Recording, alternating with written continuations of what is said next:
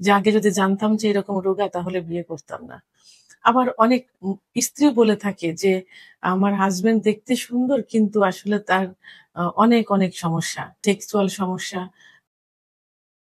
আসসালামু আলাইকুম। আমি প্রভাষক ডাক্তার রিক্তা পারভীন, হোমিওপ্যাথি এবং আয়ুর্বেদিক চিকিৎসক। আজকে খুব গুরুত্বপূর্ণ একটা বিষয় নিয়ে আলোচনা করব।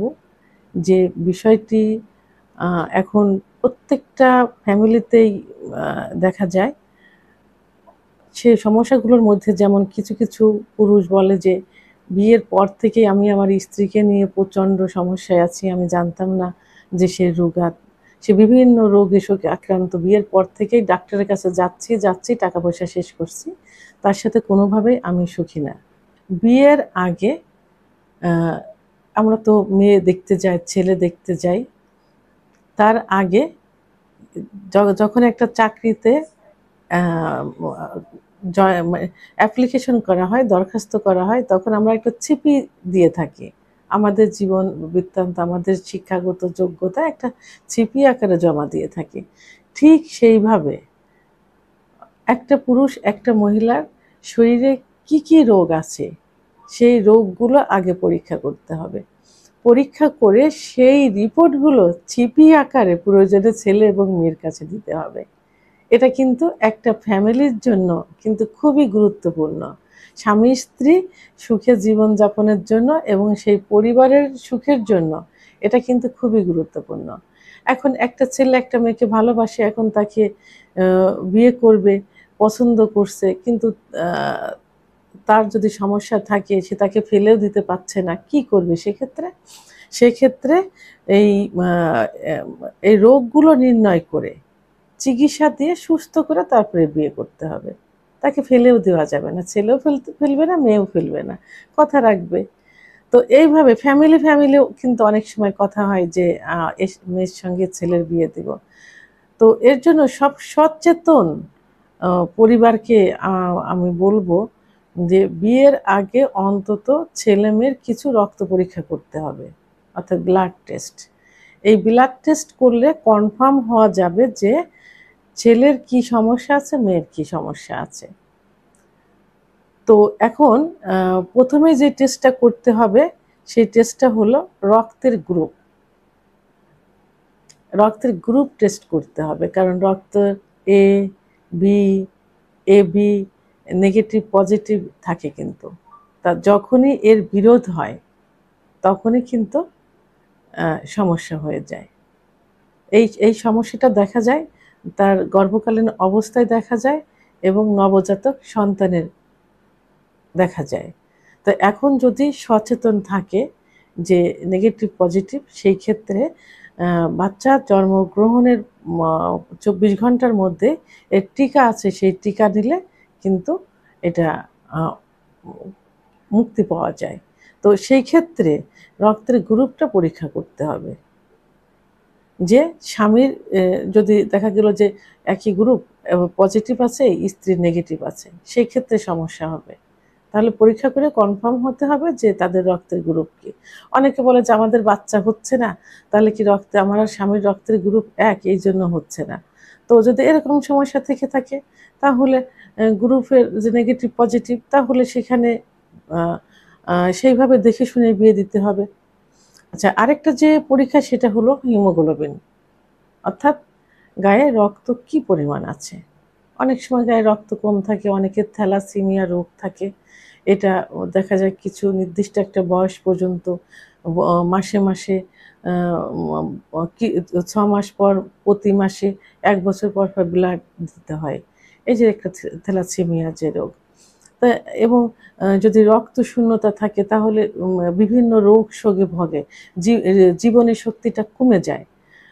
এবং রক্তশূন্যতা থাকলে, মেয়েদের রক্তশূন্যতা থাকলে পিরিয়ড ক্লিয়ার হয় না, পিরিয়ড বন্ধ থাকে, অনেক সময় বাচ্চা কনসেপ্ট করে না। আবার পুরুষের রক্তশূন্যতা থাকলে বিভিন্ন রোগ গ্রো করে, বাসা বাঁধে শরীরে। তো এই জন্য রক্তশূন্যতা থাকলে যদি দেখা যায় যে বিয়ের পূর্বে এগুলো ধরা পড়ছে, তাহলে সঠিক চিকিৎসা দিয়ে তারা পরিপূর্ণ সুস্থ হয়ে তারপরে বিবাহ বন্ধনে আবদ্ধ হতে পারে। ৩ নাম্বার যেটা, সেটা হলো এসটিডি বা যৌন সংক্রমণ পরীক্ষা। অনেক ছেলের শরীরেও থাকতে পারে, মেয়ের শরীরেও থাকতে পারে। HIV, HBV, HCV, VDRL অর্থাৎ সিফিলিস গনোরিয়া যেটা, এই রোগগুলো থাকতে পারে, যেটা একের থেকে অন্যের ভিতরে সংক্রমিত হয়। তো এখন বিয়ের আগে যদি এই পরীক্ষাগুলো করা যায়, যদি সমস্যা ধরা পড়ে, তাহলে সঠিক চিকিৎসার মাধ্যমে সুস্থ হয়ে তারপরে বিবাহ বন্ধনে আবদ্ধ হতে হবে। কারণ একজনের ছেলের থাকলে মেয়ের হবে, মেয়ের থাকলে ছেলের হবে, যে কোনো একজনের থাকলেই। তো নিজেও জানা গেল যে না, তার শরীরে এই সমস্যাটা আছে, তখন চিকিৎসা দিলে সুস্থ হয়ে যাবে ইনশাল্লাহ। 4 নাম্বার যেটা, সেটা হলো হেপাটাইটিস ও লিভার ফাংশন পরীক্ষা। অনেকের শরীরে দেখা যায় হেপাটাইটিস বি, হেপাটাইটিস সি ইত্যাদি থাকে, অর্থাৎ লিভারের সমস্যা থাকলে পরিবারের জীবনে জটিলতা দেখা দিতে পারে। অনেকের লিভারের সমস্যার থেকে, অর্থাৎ এই যদি HbS পজিটিভ হয়, তাহলে পরবর্তীতে দেখা যাবে যে তাদের লিভার সিরোসিস হবে।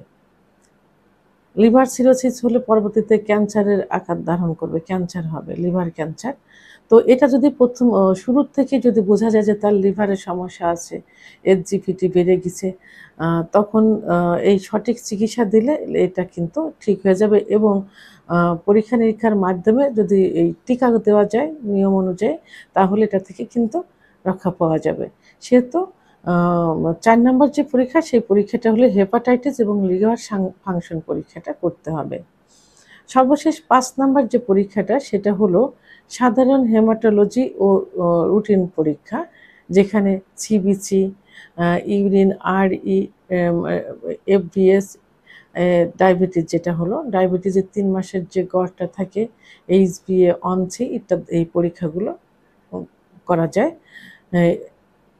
তো এখন এই পরীক্ষাগুলো করলে যদি এই সিবিসির মধ্যে কিন্তু রক্ত কি পরিমাণ আছে বোঝা যাবে, রক্তে কোনো ইনফেকশন আছে কিনা যেটার ভিতর থাকে ESR, এবং প্লাটলেট ইত্যাদি কি পরিমাণে আছে বুঝে সেইভাবে চিকিৎসা দিলে, এবং প্রস্রাবে ইনফেকশন আছে কিনা, তো ডায়াবেটিস খালি পেটে কত, ভরা পেটে কত, এবং তার লেভেলটা ঠিক আছে কিনা, 3 মাসের যে গড়টা ইত্যাদি পরীক্ষা করে সুন্দরভাবে যদি দেখা যায় যে সমস্যাটা আছে ছেলে এবং মেয়ে উভয়ের, তাহলে এইগুলো কন্ট্রোল করে এবং সঠিক চিকিৎসা দিয়ে পরিপূর্ণ, ডায়াবেটিস যদি হয় পরিপূর্ণভাবে আসলে ডায়াবেটিস সারে না, কিন্তু ডাক্তারের পরামর্শ নিলে এখন ওষুধ ছাড়াও কিন্তু ডায়াবেটিস কন্ট্রোল হচ্ছে বা নিয়ন্ত্রণে থাকছে, তাহলে সেই লাইফস্টাইলটা নিতে হবে।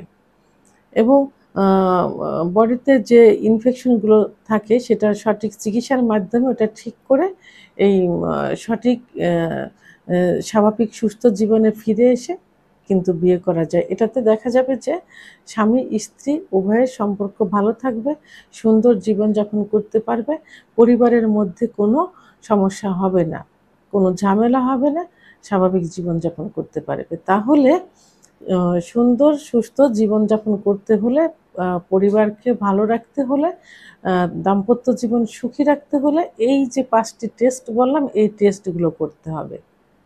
এই টেস্টগুলো করার মাধ্যমে একে অপরকে সব কিছু জেনে শুনে বুঝে এবং সঠিক চিকিৎসার মাধ্যমে পরিপূর্ণ সুস্থ বিবাহ বন্ধনে আবদ্ধ হওয়া যায়। ভিডিওটি সম্পর্কে যদি কোনো মতামত থেকে থাকে অবশ্যই কমেন্টের মাধ্যমে জানাবেন। আর ভিডিওটি ভালো লাগলে লাইক, কমেন্ট, সাবস্ক্রাইব করে আমার সঙ্গে থাকুন। আল্লাহ হাফেজ।